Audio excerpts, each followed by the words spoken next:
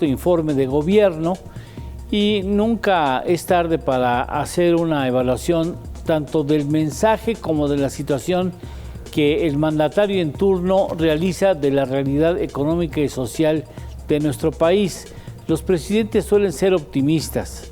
Yo no reconozco o no recuerdo algún presidente que haya hecho un ejercicio de autocrítica fuerte hacia su gestión. Regularmente plantean algunos pendientes que prometen que van a cubrir en el transcurso de lo que les falta de gobierno, tratándose del cuarto informe de gobierno, pero la mayor parte de ellos pues se ensalzan, como es natural, la figura y la obra de su equipo y específicamente de su persona. Y en caso de Andrés Manuel López Obrador, aunque quiere ser o distinguirse de ser un presidente distinto, pues acaba siendo muy similar a los anteriores que han pasado por el primero, segundo, tercero, cuarto y quinto informe de gobierno. En el cuarto todavía son presidentes al 100%. Hay quienes aseguran que en el quinto informe de gobierno ya no llegan 100% como presidentes, o no menos en el ejercicio pleno del poder. El caso es que para hacer un balance objetivo de la situación en la que se encuentra la economía mexicana, hemos destacado la presencia de tres personajes de la economía, del análisis económico nacional, a quienes agradezco de manera muy especial que participen. Uno de ellos, pues, atorado por el tráfico capitalino, como usted ha de imaginar, está tan complicado o más complicado que el futuro de la economía mexicana. Así es que tendremos que esperarlo algunos minutos más, pero por lo pronto quiero agradecer de manera muy especial a quienes han hecho posible su presencia aquí en el programa. Arturo Huerta, economista de una larga trayectoria, un economista con una concepción, me parece muy interesante, de izquierda, que sería la mejor persona para valorar un gobierno que se precia o que es consciente que se le clasifiquen como un gobierno de izquierda. Y también Pedro Tello Villagrán, quien es, aparte de su enorme prestigio como economista y como consejero de la CONCAMIN, es un compañero destacado y muy brillante comentarista de MBS Noticias en la primera edición que encabeza Luis Cárdenas. Gracias por Enrique Cárdenas, perdón, o Luis, bueno, ya me hago bolas con tantos Cárdenas. Muchas gracias. Luis Cárdenas. Sí, que no lo sepa, porque si no me lo voy a acabar con él. Pedro, muchas gracias por estar. Arturo, muchas gracias por estar aquí con nosotros en esta economía. Bueno, les decía yo poco antes de entrar al aire que, bueno, intentaremos ser objetivos. La primera pregunta sería un tanto general, es, como mexicanos, primero, ¿cómo sienten ustedes el transcurso desde el cuarto informe de gobierno a lo que será el quinto informe de gobierno? El futuro inmediato, ¿cómo lo sienten ustedes, Arturo? Mira, en su cuarto informe, él señaló que ante los graves problemas externos que la economía ha enfrentado, los datos reflejan que estamos mejorando. Pero resulta que el segundo trimestre del 2022, del presente año, es igual al cuarto trimestre de 2017. Es decir, no estamos mejorando, sino la actividad económica, repito, trae un retroceso de 5 años. Este fin de semana el presidente señaló que los 2 próximos años van a ser los mejores, pero al mantener la misma política económica que ha estado presente en estos 4 años de austeridad fiscal, de altas tasas de interés por parte del Banco de México, y también otro elemento que festinó en su cuarto informe es de que en sus 4 años no ha habido devaluación del peso, de estabilizar la relación peso-dólar a toda costa. La ha estabilizado a costa del crecimiento, porque México no tiene condiciones de mantener estable el tipo de cambio, y si lo ha logrado es por la entrada de capitales, y de ahí que han establecido altas tasas de interés, un alto diferencial de la tasa de interés de México con respecto a Estados Unidos, para que el capital financiero venga y no se vaya. Y esa alta tasa de interés encarece el crédito, frena la inversión. La inversión en el segundo trimestre del 2022 está al nivel del 2014. Entonces vemos que se ha relegado la esfera productiva, el crecimiento económico, y se ha favorecido el sector financiero. A pesar de que en su cuarto informe él insistió en que una característica de su política es la distribución de la riqueza y la distribución del ingreso, esta situación no se ha dado. las políticas sociales y los incrementos de los salarios mínimos no han disminuido la pobreza en este país. Sigue aumentando la brecha. La banca gana lo que quiere, pues sí, porque la política económica actúa a su favor. Esas altas tasas de interés y la estabilidad del tipo de cambio, la estabilidad de la moneda, favorece que controla la moneda, el sector financiero, y gana lo que quiere, y de ahí que se sigue agudizando la desigualdad del ingreso que actúa en detrimento del crecimiento económico. En tu caso, Pedro, ¿cuál es tu perspectiva de los siguientes meses hasta llegar al quinto informe de gobierno? ¿Cómo lo sientes? Yo diría que llegamos a este momento con una figura presidencial que presenta, por una parte, una elevada popularidad, como dan cuenta de ello la gran parte de las encuestas que al respecto se han aplicado, pero con resultados que en materia económica me parece que se quedan muy por debajo de la expectativa generada, y de cara a lo que habrá de ser el año 2023 y con él el quinto año de gobierno, yo creo que una economía cuya perspectiva en lo que atañe a la generación de riqueza no presenta un panorama que luzca despejado, y tampoco la expectativa de que tendremos un crecimiento acelerado, ya no digamos ni siquiera cercano al 2%, sino por debajo también de las posibilidades de avance que potencialmente puede alcanzar este país. Llegaremos al quinto año de gobierno y al quinto informe presidencial dentro de 12 meses, con una economía que va a crecer en el 2023 a un ritmo menor al ya de por sí bajo ritmo de avance que registraremos en el 2022, y aunque con una inflación que se espera sea menor a la prevaleciente en este momento, sí con un impacto acumulado sobre el nivel de bienestar de las familias que dependen en mayor medida de la compra de alimentos, el tipo de mercancías que han tenido los mayores incrementos en precios a lo largo de los últimos meses, con un efecto acumulado de erosión sobre su poder adquisitivo, y evidentemente y de manera muy particular con un deterioro de diferente grado, pero deterioro a final de cuentas en el nivel de bienestar de la mayor parte de la población o de los que menos tienen. Así que estamos frente al balance de un cuarto año de gobierno con escasos resultados, con elevada popularidad, y a la expectativa de un quinto año de gobierno y un quinto informe que estarán marcados por una economía que avanzará a un ritmo más lento que el actual, y con una sociedad desgastada por el efecto acumulado de la inflación, aunque para entonces se estima que los precios hayan cedido ya respecto al nivel que tienen en este momento. Bien, más adelante le voy a hacer de abogado del diablo, pero bueno, ahorita no entramos a esa parte. Me gustaría tratar de destacar el que habrá cosas positivas en la gestión del actual gobierno federal. Quizás rascándole un poco más de lo necesario, pero habrá cosas que son razonablemente positivas o han resultado positivas para el país. A lo mejor no lo distinguimos de manera inmediata, pero ¿qué es lo que pudiéramos considerar como políticas correctas en la presente administración, al menos en el cuarto tramo de gobierno del presidente Andrés Manuel López Obrador, Arturo? Mira, la cuestión es de que la política económica sigue igual que los gobiernos anteriores. O sea, se sigue privilegiando la autonomía del Banco Central, cuyo único objetivo es reducir la inflación, y el único instrumento que tiene el Banco Central es aumentar la tasa de interés. Decía Pedro que la inflación el próximo año va a ser menor que la actual, pero para que sea menor van a tener que restringir más la actividad económica, que es lo único que sabe el Banco de México, seguir aumentando la tasa de interés. Entonces eso nos va a llevar a menor crecimiento económico y nos va a llevar a mayores carteras vencidas. ¿Quién va a pagar esas mayores tasas de interés que cobra la banca en un contexto de contracción económica, de disminución del ingreso de las empresas e individuos? Entonces vamos a una inestabilidad bancaria.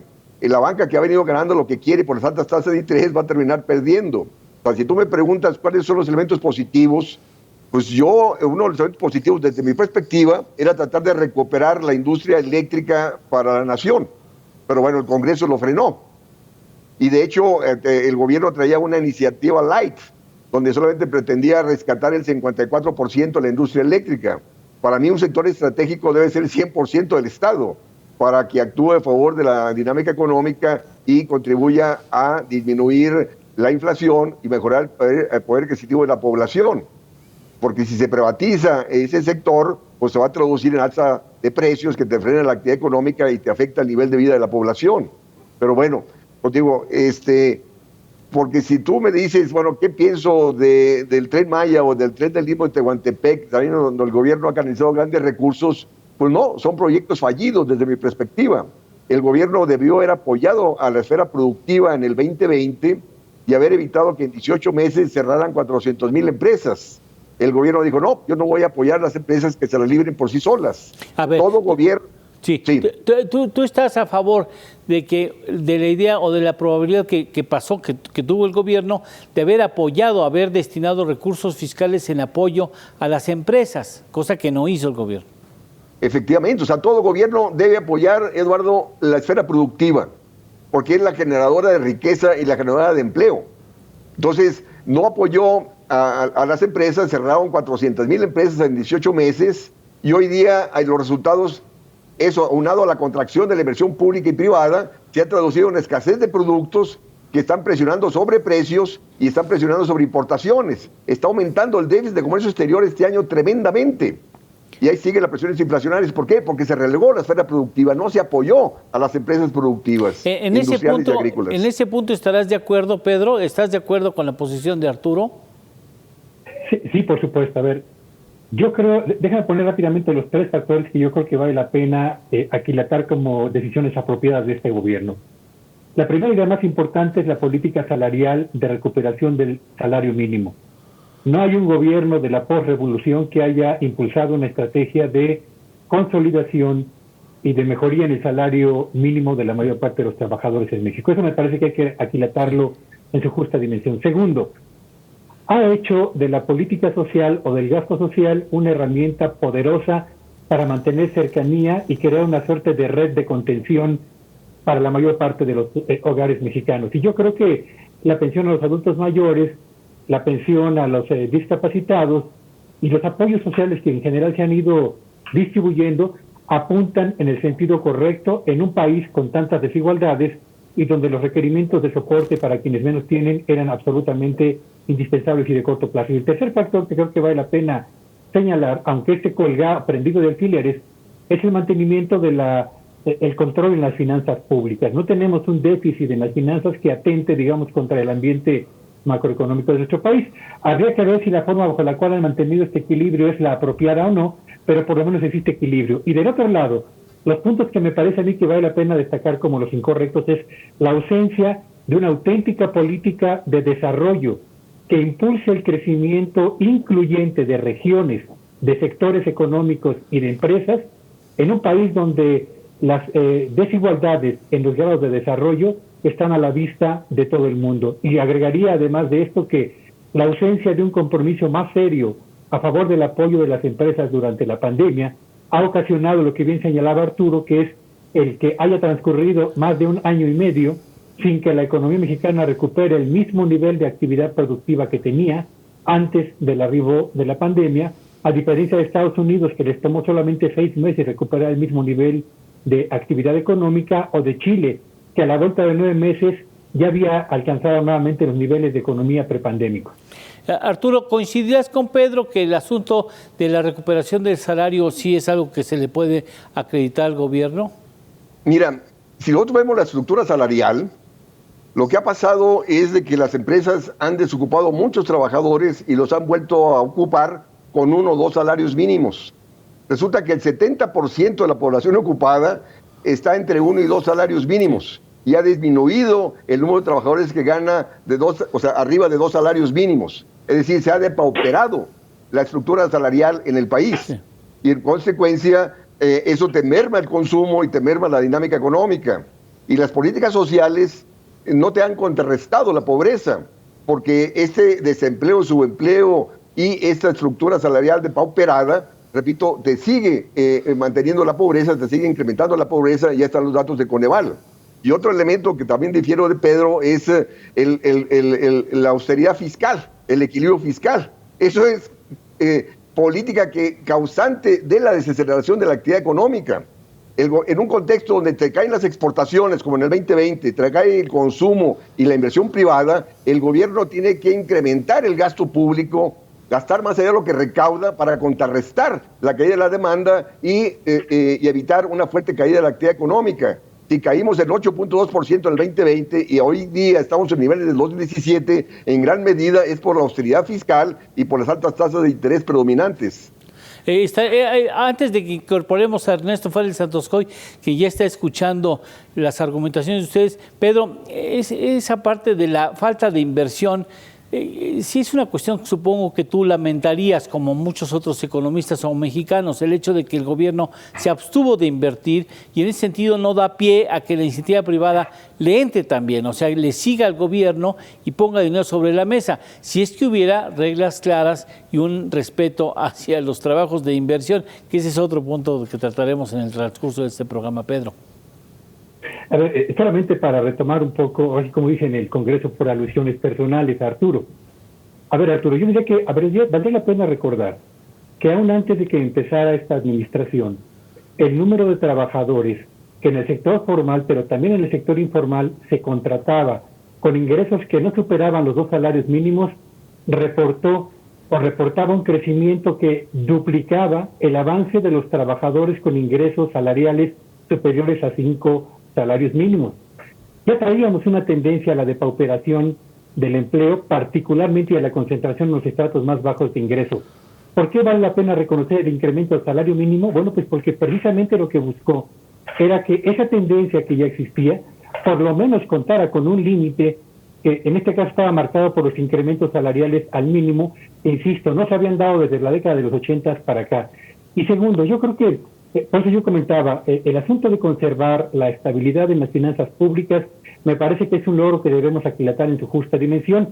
Ahora, tenemos que discutir si los mecanismos para mantener el equilibrio en las finanzas públicas son los apropiados o no, y coincido, no es con la austeridad como se controla a las finanzas públicas, sino con el impulso a la actividad económica que genere más ingresos fiscales para que por esa vía se pueda fondear el mayor gasto social que este gobierno ha decidido emprender y además, por supuesto, los proyectos que están con más dudas que certezas que en materia de inversión pública han concentrado la atención de la presente administración. Y bueno, respecto a muy rápidamente, Eduardo, inversión productiva. A ver, todos sabemos que cualquier economía se mueve a partir del funcionamiento de 4 motores: el consumo, que depende del empleo, de la inflación y del financiamiento a los hogares; la inversión productiva, que depende de tasas de interés, pero también de los niveles de confianza de los empresarios; el gasto gubernamental y el sector exportador. Pues bien, de estos 4 motores, el único que se ha mantenido funcionando apropiadamente es el motor exportador. El motor del consumo sigue mostrando de una debilidad manifiesta, y el de la inversión productiva, en virtud no solamente de los problemas de confianza empresarial que prevalecen, sino de la existencia de un mercado interno que tampoco tiene capacidad para despegar e impulsar proyectos relevantes en materia de inversión productiva, pues tampoco ha logrado un despegue como el que todos desearíamos. Así que tenemos en materia de inversión productiva un rezago muy importante que no veo cómo se pueda subsanar ni siquiera en la tercera parte de la brecha existente en lo que resta de la presente administración. Permítame, caballeros, subir a este análisis a Ernesto Fárez Santoscoy, que ya de estar ansioso de poder participar, dice, bueno, ¿por qué me invitaron para escuchar? Porque además estamos viendo la parte de qué tiene de positivo el 4º informe de gobierno o qué le tenemos que acreditar a favor al presidente. Desde tu punto de vista, ¿cuál sería el punto bueno que tiene el presidente en su 4º informe de gobierno, Ernesto? Definitivamente sí coincido con nuestros compañeros sobre el balance fiscal.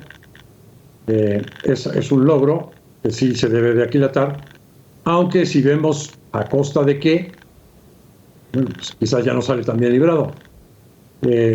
Pero bueno, para una política populista o clientelista como la que se ha llevado a cabo en estos 4 años, si le agregaras una irresponsabilidad fiscal con un endeudamiento del gobierno, bueno, pues el cuadro estaría perfecto para volver a repetir las crisis del 76 o del 82.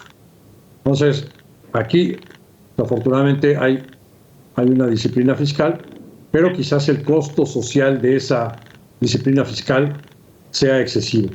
Que no tengamos medicinas, se ha desmantelado el sistema de salud, que tengamos al sistema educativo en la situación precaria en la que se encuentra y que tengamos los niveles de inversión productiva tanto del Estado como del sector privado por la crisis de desconfianza en los niveles tan bajos en los que están, pues esos también son logros de esta administración. Bien. Bueno, entonces, Arturo, creo que tendrás algo que comentar, sí.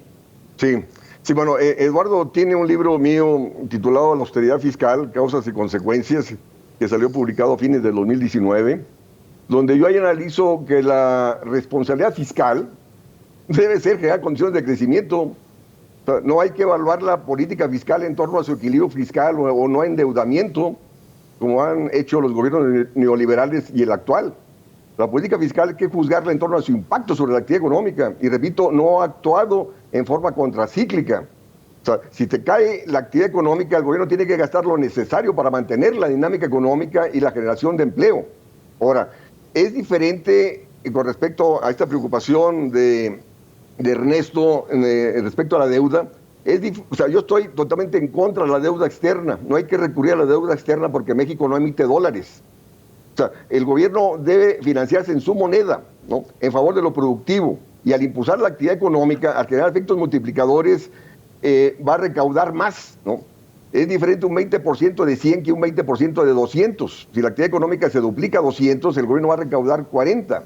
Entonces, de ahí que ese gasto debe ser en favor de lo productivo, generar efectos multiplicadores, en favor del desarrollo industrial, agrícola y del empleo, y en consecuencia mayor recaudación evitaría caer en sobreendeudamiento. Y la política monetaria tiene que acompañar ese incremento del gasto público, porque esta política del Banco Central hoy en día está aumentando la tasa de interés, pues vamos a crisis fiscal, ¿no?, donde cada vez el costo del servicio de la deuda interna y externa por el aumento de la tasa de interés internacional está presionando sobre las finanzas, y el gobierno, a tratar de mantener ese equilibrio fiscal, pues va a disminuir gasto e inversión para mantener el equilibrio fiscal, y vamos a una crisis de proporciones.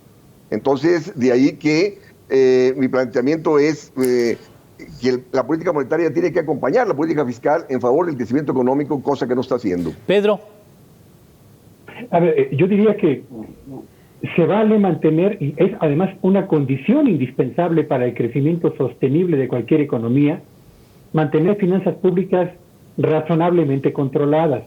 Yo creo que México tiene un pequeño pero significativo margen para aspirar a un déficit en las finanzas ligeramente mayor al que hasta este momento se ha planteado como meta el gobierno federal, y dispone al mismo tiempo de cierto margen para aprovechar productivamente la deuda tal y como lo marca la ley, y por la vía de un gasto productivo del gobierno federal, más la contratación inteligente de deuda pública, sumado, por supuesto que no son los dos únicos instrumentos, a una estrategia pactada con empresarios, con trabajadores, con el medio académico y con los científicos, que defina una ruta de navegación de este país en aguas turbulentas como las que estamos ahora mismo atravesando, podríamos tener la oportunidad, no la certeza, sí la oportunidad de por lo menos ampliar lo que conocemos los economistas como el Producto Interno Bruto Potencial, es decir, el ritmo máximo al que podemos avanzar en los próximos años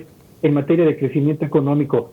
Pero lo cierto es que esta administración ha hecho a un lado cualquier intento de planeación seria, cualquier intento de concertación de una ruta del desarrollo compartida, y ha hecho completamente a un lado, ha despreciado, hay que decirlo en todos sus términos, la articulación de una estrategia de desarrollo que privilegie el apoyo a las empresas de menor tamaño, la rearticulación de cadenas productivas, el rescate del sureste mexicano y, diría yo, sobre todo, la creación y el aprovechamiento de redes de proveeduría que favorezcan y crezcan a la par del sector exportador, entre otros muchos otros factores. Sí, si me permiten un apunte, imagínate, eso pudo haberse realizado desde antes, desde que sabía que había ganado la presidencia de la República, tenía un margen por lo de casi 6 meses para articular un plan nacional en materia industrial, ya, que acaba de decir que ya viene, o sea, por poquito, un poquito más y se le pasa, ¿eh?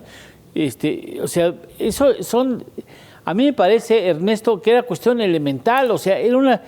Además, era una petición sistemática del sector industrial en México, el plantear un plan nacional industrial. Lo viene diciendo Canacintra, lo viene diciendo Concamín, lo vienen diciendo los empresarios desde hace mucho tiempo, y ningún gobierno le quiso entrar. Y cuando yo decía, este gobierno sí va a batear un plan nacional industrial con la articulación de las cadenas productivas, la participación de las micro y pequeñas empresas, etcétera, etcétera. Pemex como puntal, como tractora que jala al sector industrial en su conjunto, y no pasó nada, Ernesto. No te escuchamos. No es la primera vez que vemos que llega un presidente con con un importante capital político a la presidencia. Pero en esta ocasión, pues había llegado con todo, con control del Congreso, más pues una victoria contundente, con lo cual tenía un mandato claro de transformar al país. Y, pues, ¿qué es lo que hizo? Desaprovechar completamente este capital político, al igual que lo hizo Fox, por ejemplo, o al igual que lo hizo Peña Nieto, que también tenía control del Congreso. Fox no. Y entonces, pues, derrochó capital político, decidió cerrar el aeropuerto y empezó a generar una serie de políticas públicas que lo único que han hecho es tirar la confianza, retraer la inversión. Después llegó la pandemia y exacerbó las cosas del lado negativo, pero pues pasó la pandemia y cada vez le pega más y más y más a la confianza. Y ahora tenemos, pues, no nada más una crisis de confianza en materia económica, sino también tenemos una crisis de seguridad, tenemos una crisis de credibilidad y tenemos una crisis, diría, también de gobernanza. Arturo, tu punto de vista de esos aspectos que tratan los compañeros de esta mesa. Mira, en la cuestión de la confianza, para que el sector privado invierta, la ganancia tiene que estar por arriba de la tasa de interés, ¿no? Y para que la ganancia esté por arriba de la tasa de interés, el gobierno tiene que gastar, ¿no? Entonces, se ha hablado del desarrollo económico. Pero el desarrollo económico requiere gasto público, requiere baja tasa de interés, y se habla de política industrial. La política industrial requiere política proteccionista. Si México se industrializó en los 40, 50, 60 y 70, fue gracias a las políticas proteccionistas. No solamente México, sino todas las economías del mundo. Y a partir de los 80 dejamos de crecer tanto países desarrollados como subdesarrollados, y el crecimiento se fue a China y Asia, ¿no? ¿Justo por qué? Por estas políticas de libre comercio, de tratados de libre comercio. O sea, ¿cómo me siguen hablando de política industrial? ¿Cómo va a hablar el gobierno actual de política industrial si está haciendo un tratado de libre comercio con el Reino Unido y con Corea del Sur, donde no tenemos ninguna competitividad frente a ellos? En vez de evaluar cuál ha sido el resultado del TEMEC y los otros tratados que nos han llevado a tener menos industria, perdimos la autosuficiencia de granos básicos, menor crecimiento económico, y que nos han llevado a menor crecimiento potencial. Hablaba Pedro del crecimiento potencial. Repito, la actividad económica hoy en día está al nivel del 2017. Entonces, ¿cómo vas a incrementar tú salarios o mejorar la distribución del ingreso? Eso se traduciría en incremento de demanda y no tenemos capacidad productiva para satisfacer la mayor demanda. Te va a generar mayor inflación y mayores presiones negativas sobre el sector externo. ¿Y cómo lo vas a financiar? Entonces, desde mi perspectiva, hay que replantear toda la política económica predominante que ha venido desde fines de los 80 hasta la fecha, que nos ha llevado al contexto de estancamiento que hemos arrastrado en estas décadas. A ver, esa parte me interesa, si me lo permiten. Yo concibo a un presidente que reconoce que no sabe de todo. Y no estoy hablando del actual presidente, de un presidente ideal, o de un presidente cualquiera. Reconoce que no es experto en todo, pero se reúne o se rodea de personas expertas en cada una de las materias que son fundamentales en el quehacer político y económico en el país. Yo concibo a un presidente que escucha a sus asesores, que escucha incluso posiciones que no son necesariamente favorables o coincidentes con su punto de vista, para que en función de eso tome decisiones. Y tengo la impresión, salvo su mejor opinión, caballeros, de que este presidente no escucha, o si escucha, oye pero no escucha. O sea, escucha pero no hace caso.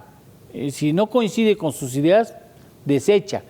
Y ese es quizá uno de los problemas articulo un supuesto.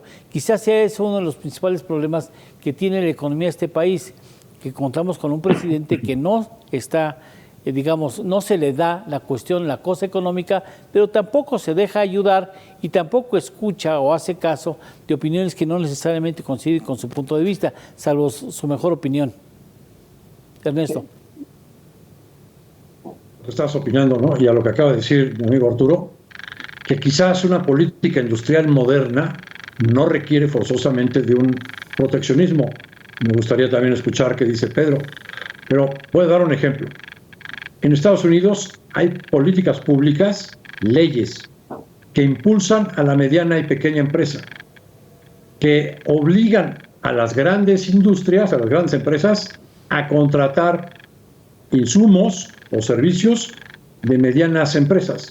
Ahí hay un caso, por ejemplo, concreto que pongo a la consideración de esta mesa, de cómo sí se puede impulsar el desarrollo de la pequeña y mediana empresa con políticas públicas. Y no es forzosamente con proteccionismo como se puede aplicar. Y creo adicionalmente que el gobierno pudiera contar con distintas herramientas poderosas para provocar que se detonara el desarrollo de la industria nacional, más teniendo pues un mercado en el TEMEC, o sea, en lugar de proteccionismo, tienes un mercado inmenso y pues México debiera de aprovecharlo. Tenemos ahora esta circunstancia del nearshoring, ¿no? de la necesidad que tienen muchísimas industrias en el mundo o empresas globales de reubicar su planta industrial de manufactura cerca de donde está el mercado. En este caso, pues es México uno de los mejores lugares privilegiados para que eso suceda y lo estamos desaprovechando por completo. Pedro. Yo diría tres cosas. La primera, que me parece muy importante, es que quizás el gran error que nuestro país ha cometido, o corrijo, los gobernantes en turno de este país han cometido, es desplazar de manera absoluta cualquier estrategia de planeación para el desarrollo. Desde los años 80, con el arribo de los tecnócratas, como entonces se le denominó a Miguel de la Madrid y el grupo que encabezaba, hasta la presente administración, los intentos de planeación se han quedado solamente en el cumplimiento de una obligación constitucional, pero no en la aplicación de compromisos específicos y con instrumentos perfectamente diseñados para rearticular a la economía mexicana y para impulsar su crecimiento sólido y sostenido. Segundo, ¿necesitamos volver al proteccionismo? Yo creo que no. ¿Necesitamos un gobierno que gaste mucho más? Yo tampoco creo que sea la salida. Voy a poner dos ejemplos. Primero, si solamente aprovecháramos el poder de compra que suma el gobierno federal y los gobiernos de las 32 entidades federativas y sincronizamos las compras gubernamentales para realizarse en todo el territorio nacional durante el primer semestre de un año, otorgando anticipo del 50% a los proveedores y liquidando contra entrega del producto y o el servicio o la obra pública correspondiente a no más de 45 días naturales, la liquidación del producto o del servicio o de la obra pública, estaríamos inyectando a la economía mexicana de manera sincronizada una cantidad importante de recursos que activarían a la operación de miles de empresas de tamaño mediano que tienen empresas pequeñas y micro potenciales proveedores.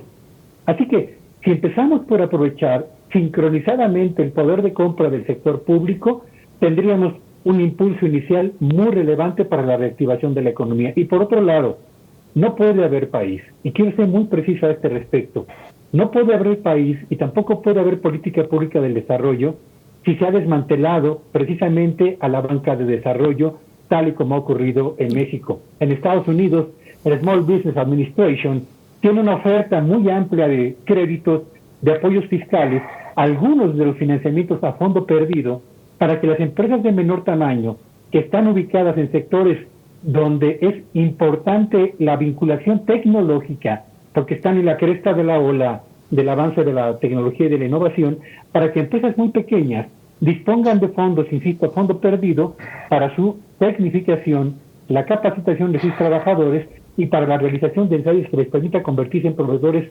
confiables de empresas de mayor envergadura.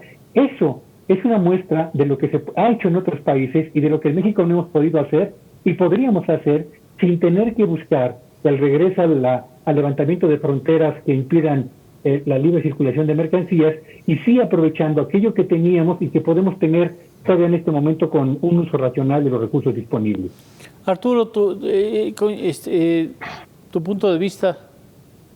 Mira, con respecto a la pregunta que tú hiciste, recuerdo que en una ocasión el profesor Carlos Tello Macías, que fue ministro en el periodo de López Portillo y de Luis Echeverría, él dijo que en las reuniones de gabinete económico se daban fuertes discusiones entre los diferentes ministros y equipos, y que tanto Echeverría como López Portillo escuchaban, y después del debate tomaban decisiones. Sí. Dando a entender de que el gobierno actual, el presidente actual, como decías tú, pues no escucha y sus posiciones son las que predominan. Efectivamente, como decía Ernesto, llegó con gran capital político, pero no llegó con un grupo de economistas que le dijeran por dónde, sino fueron sus ideas y de ahí están los resultados. Ahora, con respecto a esta cuestión, yo insisto, ¿no? Esto de que el TMEC es un gran mercado, siempre ha estado ese gran mercado, pero nosotros no tenemos la capacidad productiva para incidir en ese mercado, porque estas políticas de austeridad fiscal te impiden subsidios a las empresas, te impiden incrementar la inversión, el desarrollo tecnológico, te piden apoyar la inversión privada para desarrollar la productividad y competitividad, para incidir en ese gran mercado, mayor mercado del mundo, ¿no? Entonces, y también esto que decía a Pedro de la planificación. La planificación existía cuando los gobiernos tenían el control de la moneda, cuando los bancos centrales dependían del gobierno, el gobierno se podía financiar con su moneda y por lo tanto podían instrumentar las políticas industriales, las inversiones necesarias para el desarrollo industrial, agrícola, regional, etcétera. Pero en un contexto donde el gobierno perdió el control de la moneda, tenemos un banco central que no financia al gobierno porque lo considera populista o porque lo considera inflacionario, pues lógico, el sector, esa política monetaria de austeridad, de estabilidad del poder de compra de la moneda, favorece el sector financiero, que es el control de la moneda, ¿no? Entonces, esto de decir, no, que no se necesita mayor gasto público, por favor, si está caída la inversión privada, está caída el consumo, tenemos déficit de comercio exterior, es decir, no tenemos motor externo de crecimiento, tenemos un gran déficit de comercio exterior que te atenta sobre la actividad económica. El gobierno tiene que gastar lo necesario para impulsar la sustitución de importaciones, para desarrollar la tecnología, para incrementar el valor agregado nacional de las exportaciones, disminuir el déficit de comercio exterior y disminuir la vulnerabilidad externa en la cual estamos. Entonces, bueno, ahí le dejo. No, bueno, permíteme, vamos a una pausa y regresamos porque me parece que las argumentaciones están siendo muy interesantes. Hacemos una pequeña pausa y regresamos.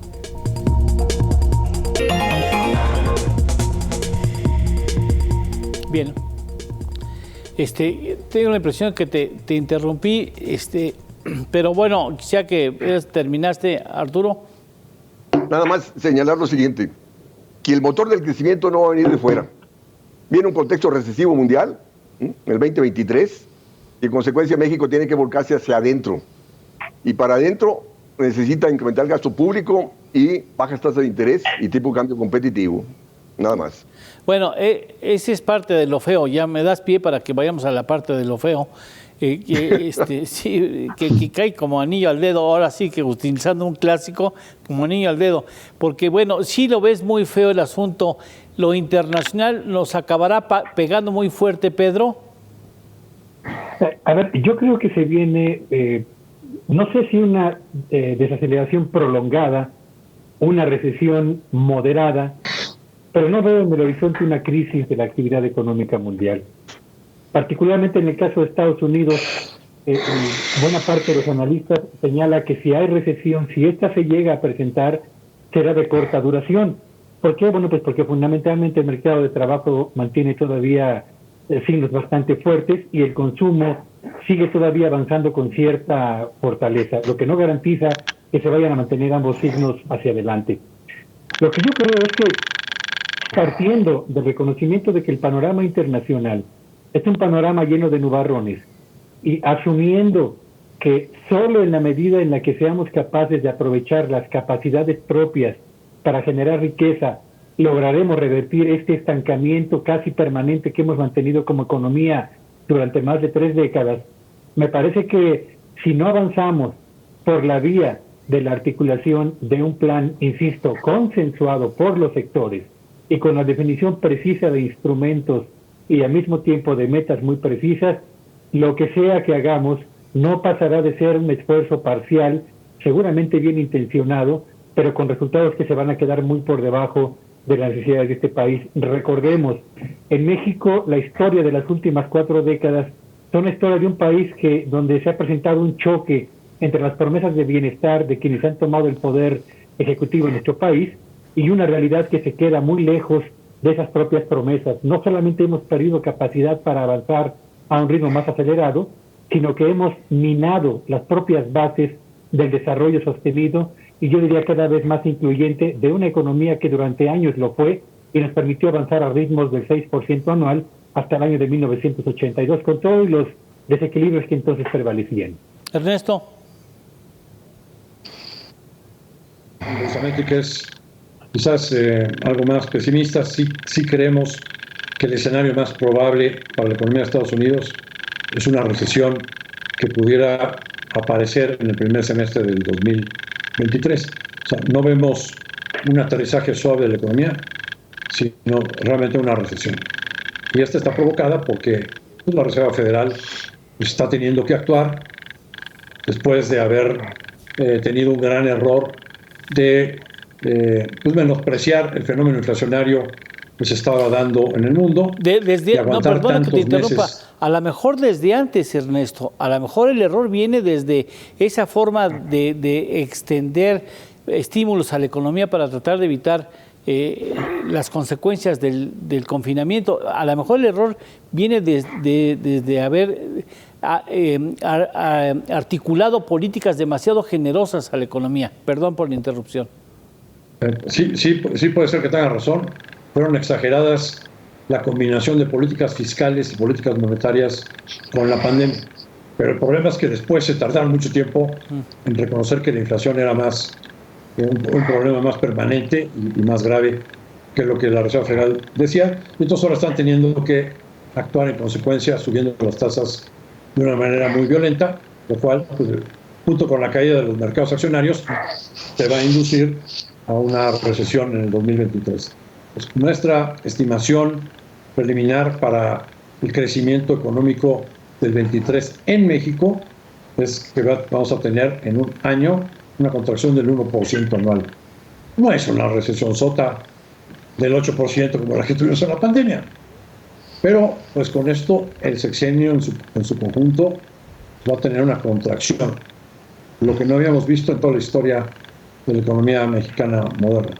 Bueno, como que no lo necesitábamos, ¿no? O sea, no necesitamos esa. No había necesidad. No, ¿qué necesidad, Arturo? Sí.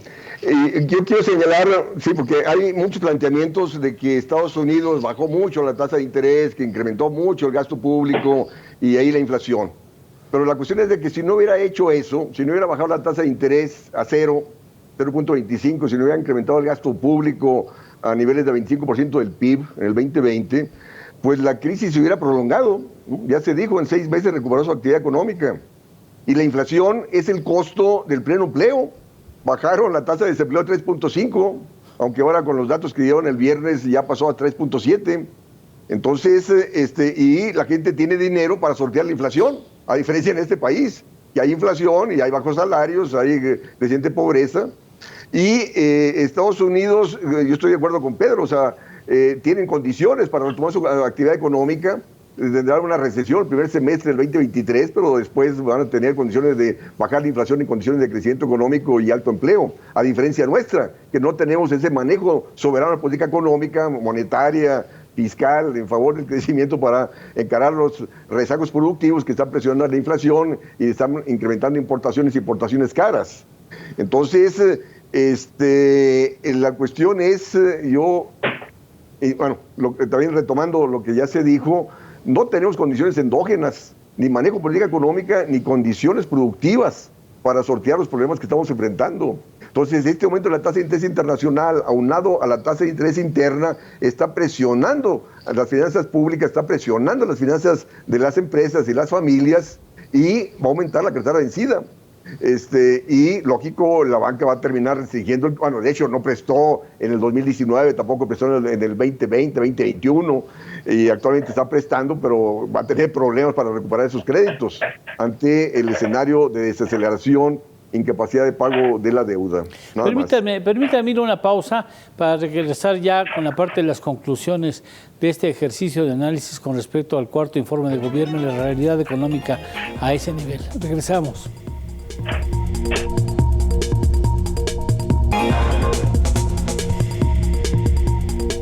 Me gustaría comenzar esta parte de las conclusiones, las notas finales de ustedes con Pedro, si eres tan amable, Pedro. A ver, yo diría que el balance de 4 años de gobierno corresponde justamente al de una gestión presidencial que combina, como lo decía yo al principio de este programa, con una imagen y una aprobación del presidente que están fuera de toda duda, pero que en el saldo de los resultados que en materia económica importan a todos, porque son los que le dan sustento al bienestar de las familias, ahí nos quedamos con avances muy moderados y retrocesos importantes en áreas críticas para el avance de la actividad económica nacional. Y terminaría señalando que es evidente que estamos frente a un sexenio perdido en materia de crecimiento y de bienestar económico, por más que el discurso gubernamental pretenda hacernos creer lo contrario. Y es evidente que la herencia que habrá de transmitir a la siguiente administración será la de un país estancado, con una menor capacidad para avanzar por el esfuerzo y los recursos propios de manera más acelerada de como lo ha venido haciendo en las últimas décadas, y frente al desafío de una sociedad donde la pobreza absoluta, la pobreza extrema, y donde la población en condiciones de vulnerabilidad por el ingreso habrá aumentado, sin que se hayan generado condiciones de infraestructura, de inversión pública y de estímulo a la inversión privada que favorezcan por lo menos la esperanza de un crecimiento que supere el 2% en los próximos 4 o 5 años. Tu punto de vista, Ernesto, si eres tan amable. Claro que sí. Pues de la mano de lo que dice Pedro, pues este sexenio podría haber sido el mejor sexenio en la historia de la economía de México. Desafortunadamente, las ideas de un solo hombre, que además me parece que fue engañado en diversos frentes, pues nos está dando como resultado el peor sexenio en materia económica y en otras materias, en seguridad, en salud, en educación. Sí va a ser un sexenio de retroceso en diversos aspectos en la economía, en la vida nacional, no nada más en la economía. ¿Por qué mencionas que fue engañado? Pues lo engañaron vilmente con que el proyecto de Dos Bocas iba a salir en 3 años con $8,000 millones. Lo engañaron vilmente con que el proyecto del Tren Maya iba a costar también menos de $10,000 millones y que también iba a estar en 3 años y que no iba a tener daños ecológicos. Me parece que también lo han engañado con la política energética, de la autosuficiencia energética, cuando pues a todas luces hoy somos más dependientes, por ejemplo, del gas en materia de energía eléctrica, por ejemplo. Lo menciono así porque yo creo que un presidente de México, como será el caso de muchos otros mandatarios en el mundo, tienen siempre la posibilidad de rodearse de los especialistas, y si no los tienen, que sí hay en México, los traen de donde tengas que traerlos y los escuchas. O sea, es obligada el ejercicio de reflexión con respecto a distintos puntos de vista, y como se hacía antes, entiendo, pues en función de lo que tú escuchaste y de las argumentaciones que te parecieron más sólidas, tomas una decisión.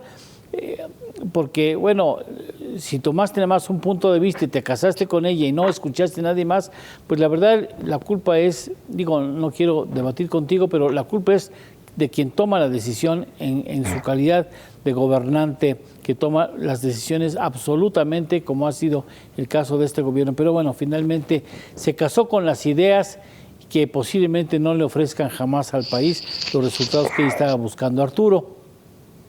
Sí, la cuestión es de que está en su naturaleza. O sea, yo conozco al presidente desde 1990-91, y él me marginó del PRD por considerarme un economista radical. Y el problema es de él, no mío, ¿no? Yo soy un economista que tiene conocimientos de cómo funciona la economía. Claro.